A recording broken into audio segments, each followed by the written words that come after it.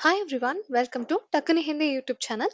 இன்னைக்கான வீடியோல நம்ம என்ன பார்க்க போறோம்னா, ஜோ இந்த வார்த்தையோடைய அர்த்தம் என்ன, எந்தெந்த சென்டென்ஸ்ல எப்படி எப்படி இதோட அர்த்தம் மாறும் அப்படிங்கிறத பார்க்க போறோம். தமிழ் மூலமா ஹிந்தி கத்துக்கிற நிறைய பேருக்கு இந்த வார்த்தை ஒரு பெரிய குழப்பமாவே இருக்கும். நம்மளோட சப்ஸ்கிரைபர்ஸும் நிறைய பேர் இந்த வார்த்தைக்கான எக்ஸ்பிளனேஷன் போட்டு ஒரு வீடியோ கொடுங்க அப்படின்னு கேட்டுட்டே இருப்பாங்க. ஸோ அதுக்கான ஒரு வீடியோ தான் இது. மீதி எல்லா வார்த்தைகள் மாதிரி இது அவ்வளோ ஈஸியா நம்மளால எக்ஸ்பிளைன் பண்ணிட முடியாது. ஏன்னா ஒவ்வொரு வாக்கியத்துல ஒவ்வொரு அர்த்தத்தோட வரும். அதுவும் தமிழ்ல இல்லாத வழக்கமா இருக்கும். சோ இது என்னென்ன சென்டென்சஸ்ல என்னென்ன அர்த்தத்துல வருது அப்படிங்கறத இப்ப நம்ம பாத்திரலாம் வாங்க.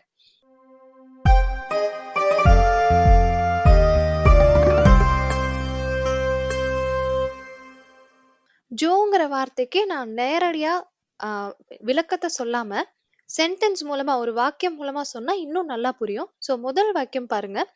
நான் என்ன சொல்றேனோ அதை செய். நான் என்ன சொல்றேனோ அதை செய். வழக்கமா நம்ம என்னங்கிற வார்த்தைக்கு கியா யூஸ் பண்ணுவோம். ஆனா இந்த மாதிரி ஒரு கொஸ்டினா இல்லாம, ஒரு கேள்வி வாக்கியமா இல்லாம, ஒரு பதில் வாக்கியமா, ஒரு ஸ்டேட்மெண்ட்டா இருக்கும் நேரத்துல, என்னங்கிற வார்த்தை அந்த வாக்கியத்துல வந்தா, நம்ம கியா யூஸ் பண்ணக்கூடாது. அதுக்கு பதிலா என்ன வார்த்தை யூஸ் பண்றதுன்னு கேட்டா, ஜோவ தான் யூஸ் பண்ணணும். என்னங்கிறதுக்கு கியா தான் இருக்கு. ஆனா, ஒரு ஸ்டேட்மெண்ட்ல வரும்போது, ஒரு கேள்வி இல்லாம ஒரு பதில் வாக்கியத்துல வரும்போது, ஜோங்கிற வார்த்தைய தான் நம்ம யூஸ் பண்ணணும். இப்ப பாருங்க ஆன்ஸர. मैं जो कहता हूँ वो करो. मैं जो कहता हूँ वो करो. मैं நான், ஜோனா என்ன, कहता हूँ சொல்றேனோ, वो அதை, கரோ செய். இந்த வாக்கியம் ஒரு ஆண் சொல்றதா தான் இருக்கு. ஏன்னா கஹ்தா ஹூ அப்படின்னு இருக்கு. கஹ்தி ஹூ அப்படின்னு சொன்னாதான் ஒரு பெண்ணால சொல்ல முடியும் இந்த வாக்கியத்தை. சோ ஒரு ஆண் சொல்றாங்க, மே ஜோ கேதா ஹூ வோ கரோ. நான் என்ன சொல்றேனோ அதை செய். இப்போ உங்களுக்கு ஓரளவு ஜோவுடைய ஐடியா என்ன அப்படின்னு கிடைச்சிருக்கும். இன்னொரு எக்ஸாம்பிள் பாருங்க. நீங்க என்ன சொல்றீங்களோ அது உண்மை. நீங்க என்ன சொல்றீங்களோ அது உண்மை. நம்ம தமிழ்ல இந்த மாதிரி சொல்ல மாட்டோம் வழக்கமா. நம்ம என்ன சொல்லுவோம்னா, நீங்க சொன்னது உண்மை அப்படின்னு சொல்லுவோம். ஆனா இவங்க எப்படி சொல்லுவாங்கன்னா, நீங்க என்ன சொன்னீங்களோ அந்த பேச்சு வந்து உண்மையான பேச்சு அப்படிங்கிற மாதிரி சொல்லுவாங்க. சோ இதுக்கான ஹிந்தி சென்டென்ஸ் பாருங்க. ஆப்னே ஜோ கஹா वो सच है. ஆப்னே நீங்க, ஜோ என்ன, கஹா சொன்னீர்களோ, ஆப்னே ஜோ கஹா நீங்க என்ன சொன்னீங்களோ, वो அது, சச் ஹே உண்மை. ஆப்னே ஜோ கஹா वो சச் ஹே. இத நீங்க அப்படியே கூட ஞாபகம் வச்சுக்கலாம். எப்ப வேணாலும் நீங்க என்ன சொன்னீங்களோ அப்படின்னு ஆரம்பிக்கும் போது, ஆப்னே ஜோ கஹா அப்படின்னு நீங்க ஆரம்பிக்கலாம். நீங்க என்ன சொன்னீங்களோ அது உண்மை. நீங்க என்ன சொன்னீங்களோ அது கரெக்ட். அது பொய். இந்த மாதிரி சொல்லும்போது ஆப்னே ஜோ கஹான்னு ஆரம்பிங்க. பாக்கிய நீங்க ஃபில் பண்ணிக்கலாம். அடுத்த சென்டென்ஸ். என்னிடம் என்ன இருந்ததோ நான் அதை கொடுத்து விட்டேன். மறுபடியும் நான் சொன்ன மாதிரி தான். இந்த வாக்கியத்துல என்னங்கிற வார்த்தை இருக்கு. அதுக்காக நம்ம கியாங்கிற வார்த்தையை எடுத்துட்டு வந்துடக்கூடாது. கியான்னு கேட்டா அது கேள்வி ஆயிடும். ஆனா இதுல எந்த கேள்வியுமே இல்ல. என்னிடம் என்ன இருந்துச்சோ அதை நான் கொடுத்துட்டேன்னு சொல்றோம். இது வெறும் பதில் தான். இது கேள்வியே கிடையாது. அப்போ இந்த இடத்துல இருக்க என்னங்கிற வார்த்தைக்கு நம்ம ஜோ அப்படிங்கிற ஹிந்தி வார்த்தையை யூஸ் பண்ணணும். இப்போ ஒரு ஒரு வார்த்தையா பார்க்கலாம். मेरे पास जो था मेरे पास जो था वो मैंने दे दिया. मेरे पास அப்படின்னா என்கிட்ட, ஜோ தா அப்படின்னா என்ன இருந்ததோ, ஜோ ஹே அப்படின்னா என்ன இருக்குதோ, ஜோ தா அப்படின்னா என்ன இருந்ததோ, மேரே பாஸ் ஜோ தா என்னிடம் என்ன இருந்ததோ, वो मैंने दे दिया அதை நான் கொடுத்துட்டேன். वो मैंने दे दिया. இன்னொரு முறை பாத்துருங்க. மேரே பாஸ் ஜோ தா वो मैंने दे दिया. என்கிட்ட என்ன இருந்துச்சோ அதை நான் கொடுத்துட்டேன். அடுத்த சென்டென்ஸ். நான் என்ன யோசிக்கிறேனோ அதைத்தான் நான் செய்வேன். நான் என்ன நினைக்கிறேனோ இல்ல யோசிக்கிறேனோ அதைத்தான் நான் செய்வேன் அப்படிங்கிறதுக்கு ஹிந்தில मैं जो सोचता हूँ वो ही करता हूँ. मैं जो सोचता हूँ वो ही करता हूँ. நான், ஜோனா என்ன. இந்த இடத்துல நீங்க புரிஞ்சுக்க வேண்டியது மறுபடியும் அதேதான். என்ன அப்படிங்கிற இடத்துல நீங்க கியா போட்டுறக்கூடாது. இது கேள்வி கிடையாது. பதில்ல வரக்கூடிய என்ன. அதனால ஜோ போடுறோம். மே ஜோ சோச்தா ஹூ. நான் என்ன நினைக்கிறேனோ, இதை வந்து ஒரு ஆண் சொல்றாரு. அதனாலதான் சோச் கூட தாங்கிற வார்த்தையை சேர்த்திருக்கோம். ஒருவேளை ஒரு ஃபீமேல் சொல்லியிருக்காங்கன்னா சோச்தி ஹூ அப்படின்னு சொல்லணும். மே ஜோ சோச்தி ஹூ இல்ல மே ஜோ சோச்தா ஹூ वो ही. वो ही அப்படின்னா அதைத்தான். வோனா அது, वही அப்படின்னா அதைத்தான், கர்த்தா ஹூம் செய்வேன்.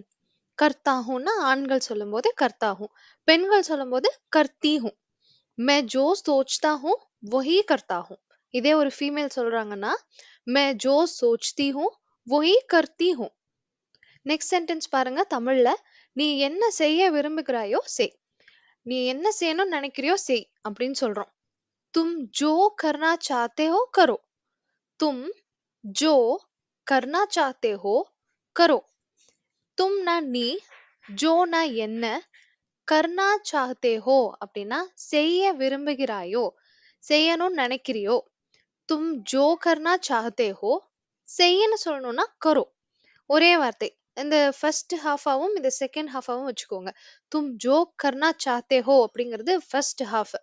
செய் அப்படின்னு சொல்றதுக்கு ஒரே வார்த்தை தான் செகண்ட் ஹாஃப்ல. கரோ. தும் ஜோ கர்னா சாஹ்தே ஹோ கரோ. அடுத்த சென்டென்ஸ் இதே மாதிரி தான். நீ என்ன செய்ய முடியுமோ அதை செய். நீ என்ன செய்ய விரும்புறியோ செய்ன்னு சொல்லல. இப்போ நீ என்ன செய்ய முடியுமோ அதை செய்ன்னு சொல்றோம். தும் ஜோ கர் சக்தே ஹோ கரோ. தும் ஜோ கர் சக்தே ஹோ கரோ. தும்னா நீ, ஜோனா என்ன, கர் சக்தே ஹோ செய்ய முடியுமோ, கரோ செய்யி. என்ன கேட்க விரும்புகிறாயோ கேளு. நீ என்ன கேட்கணும்னு நினைக்கிறியோ கேளு. இது எப்படி ஹிந்தில சொல்றதுன்னா, जो पूछना चाहते हो पूछो. जो पूछना चाहते हो पूछो.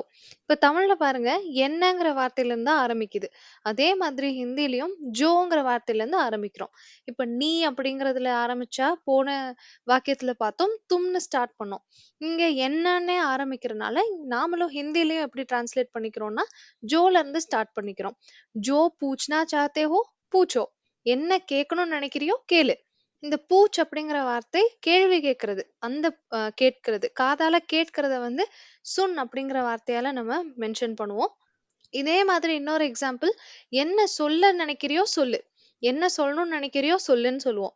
இதுக்கு ஹிந்தில ஜோ கஹ்னா சாஹ்தே ஹோ கஹோ. ஜோ கஹ்னா சாஹ்தே ஹோ கஹோ. ஜோனா என்ன, கஹ் அப்படின்னா சொல்றது. கஹ்னா சாஹ்தே ஹோ அப்படின்னா சொல்ல விரும்புகிறாயோ, கஹோ அப்படின்னா சொல்லு. ஜோ கஹ்னா சாஹ்தே ஹோ கஹோ. அடுத்த சென்டென்ஸ் கொஞ்சம் கவனமா பாருங்க. நான் இங்க வச்சிருந்த என்னோட மொபைல் எங்க அப்படின்னு கேக்குறோம். நான் இங்க வச்சேன் என்னோட மொபைல எங்க அப்படின்னு கேட்கணும். இது ஹிந்தில சொல்லும்போது மேரா மொபைல் கஹா ஹை ஜோ मैंने इधर रखा था. மேரா மொபைல் கஹா ஹை ஜோ मैंने इधर रखा था. இந்த மாதிரி சொல்றோம். இதுக்கு என்ன அர்த்தம்னு அப்படியே டிரான்ஸ்லேட் பண்ணோம்னா, என்னுடைய மொபைல் எங்க, எதை நான் இங்கே வைத்திருந்தேனோ, என்னோட மொபைல் எங்கன்றத ஃபர்ஸ்ட் சொல்லிட்டு, எதனா நான் இங்க ஒரு மொபைல வச்சிருந்தேன், அது எங்க அப்படின்னு கேக்குறாங்க. தமிழ்ல மோஸ்ட்லி இந்த மாதிரி நம்ம வாக்கியங்கள் உருவாக்க மாட்டோம். ஆனா ஹிந்தில இந்த மாதிரி ஜோ சொல்றனால இந்த மாதிரி சென்டென்ஸ் மேக் பண்றது ரொம்பவே காமன். சகஜமா பேசும்போது இந்த ஜோ சொல்லிட்டு தான் அது எங்க வச்சிருந்தேனோ, அந்த பொருள் எங்க அப்படிங்கறதெல்லாம் கேட்பாங்க. ஸோ இந்த சென்டென்ஸ் நீங்க மறுபடியும் ஒவ்வொரு வார்த்தையா நான் எக்ஸ்பிளைன் பண்றேன். மேரா மொபைல் என்னுடைய மொபைல், கஹா ஹை எங்க இருக்கு, ஜோ मैंने எதை நான், இதர் இங்கே, ரखा था வைத்திருந்தேனோ. मेरा मोबाइल कहाँ है जो मैंने इधर रखा था. Next sentence. யார் அந்த அறையில இருக்காங்களோ அவங்கள கூப்பிடு. யார் அந்த ரூம்ல இருக்காங்களோ அவங்கள கூப்பிடு அப்படின்னு சொல்ல போறோம். இப்போ இவ்வளவு நேரம் நம்ம என்னங்கிறதுக்கு தான் ஜோங்கிற வார்த்தை இருக்குன்னு படிச்சுட்டு இருந்தோம். என்னன்னு சொல்லணும்னா அது வந்து ஒரு கேள்வியா இல்லாத பட்சத்துல நம்ம ஜோ போடணும் அப்படின்னு சொல்லிட்டு இருந்தோம். அங்க கியா வராது, ஜோ வரும் அப்படின்னு. அதே கான்செப்ட் தான் இங்கேயும். யாருன்னு வரும்போது யாருங்கிற கேள்விக்கான வார்த்தை கோன். நம்ம முன்னாடியே படிச்சிருப்போம் கோன். கோன் ஹே அப்படின்னா யாருங்க அப்படின்னு கேக்குற மாதிரி. இப்போ யாருங்கிறது ஒரு கேள்விய குறிக்காம பதில்ல வருதுன்னா, இப்ப இந்த சென்டென்ஸ் மாதிரி. யார் அந்த அறையில இருக்காங்களோ அவங்கள கூப்பிடுங்கன்னு சொல்லும்போது. இங்க ஒரு கேள்வி கிடையாது. யார் அந்த ரூம்ல இருக்காங்க அப்படின்னு கேட்கல நம்ம. அப்போ நம்ம கோன் யூஸ் பண்ண கூடாது. அதுக்கு பதிலா யாருங்கிற இடத்துல ஜோ யூஸ் பண்ணணும். जो उस कमरे में है उन्हें बुलाओ.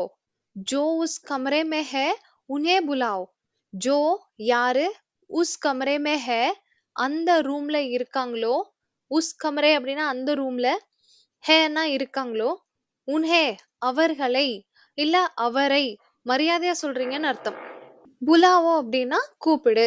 உனே புலாவோ அப்படின்னா அவரை கூப்பிடு. ரெஸ்பெக்ட்டோட சொல்றீங்க. அவன கூப்பிடுன்னு சொல்லல. ஜோ உஸ் கமரே மே ஹை உனே புலாவோ.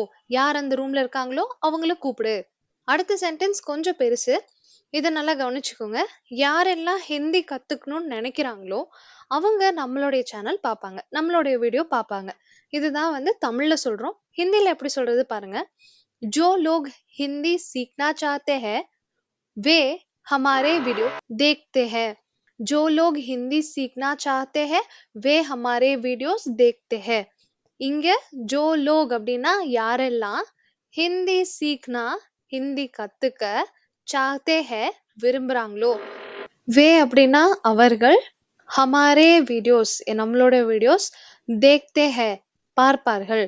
जो लोग हिंदी सीखना चाहते हैं वे हमारे वीडियोस देखते हैं. யாரெல்லாம் ஹிந்தி கத்துக்கணும்னு நினைக்கிறாங்களோ அவங்கெல்லாம் நம்ம வீடியோஸ் பார்ப்பாங்க. இந்த மாதிரி இடத்துல தான் நம்ம கோன் லோக் அப்படின்னு போட்டுறக்கூடாது. ஜோ லோக்னு சொல்றது தான் கரெக்ட்.